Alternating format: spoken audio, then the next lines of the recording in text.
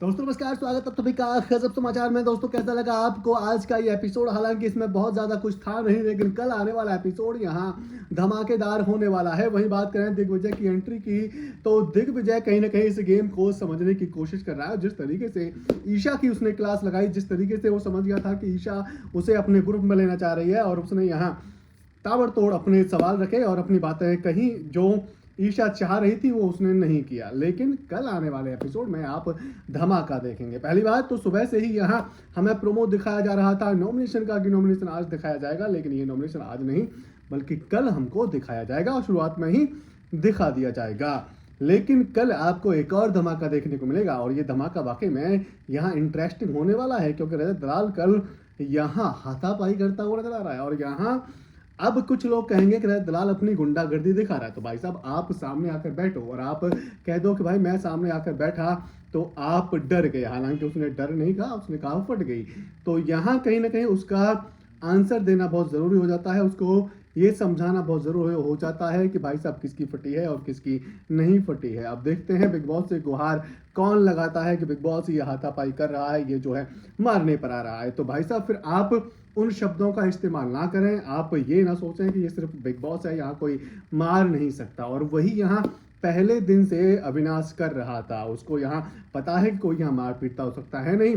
जवान तो मेरी चलती ही है, लेकिन जब जवान चलती है तो पिटवा भी देती है। हालांकि ये बिग बॉस का घर है, यहाँ हाथ कुछ लोगों के बंधे हुए होते हैं, जैसे कि रजत दलाल के ही बंधे हुए हैं। अगर ये वाकई में बिग बॉस का घर नहीं होता तो अब तक अविनाश पता नहीं कितनी बार पिट गया होता।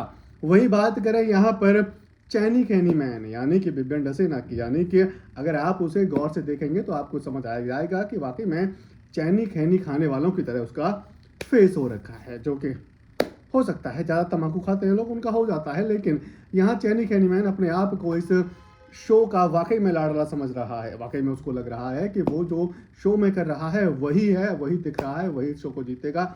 लेकिन दलाल जिस तरीके से उसको वार्निंग देता है कि भाई ज़्यादा पंगा मत ले, तो वो उसे यहाँ झेल ही नहीं पाता है, उससे सटक लेता है। वहीं दूसरे कंटेस्टेंट जैसे कि चाहत अगर उससे थोड़ा सा भी बोलती है तो वो चढ़कर जवाब देता है। यहीं से पता चलता है कि कौन डरपोक है और कौन डरपोक नहीं है। बात रजत दलाल की डरपोकी की जा रही है, तो रजत दलाल पहले दिन से किसी के नहीं डरा है। वो बिग बॉस को उल्टे जवाब दे रहा है, कह रहा है कि भाई बिग बॉस थोड़ा जोर लगा के समझो, समझ आ जाएगा, थोड़ी बात अपर लेवल की है।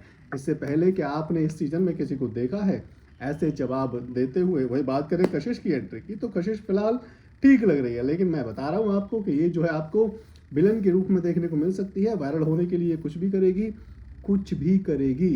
इसने पहले अपने शोज में ऐसा ही करा है।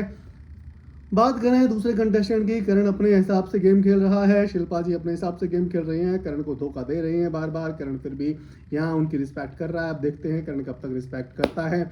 वहीं विभिन्न को वो जो है अपना पता ही नहीं क्यों अपना लाडला बनाकर बैठी हैं। आखिर क्यों उन्हें विभिन्न से डर है? क्या इस बात का डर तो नहीं है? बिग बॉस बार बार विभिन्न को अपना लाडला बोल देते हैं। बहरहाल आपको क्या है पसंद, क्या है आपको ये 4 लोगों का ग्रुप पसंद आ रहा है या फिर दूसरे कंटेस्टेंट कोई आपको पसंद आ रहे हैं? आप हमें कमेंट करके अपना अगर नाम बताना चाहते हैं तो ज़रूर बता दें। बाकी 2 दिन हम मिस थे तो मिस थे।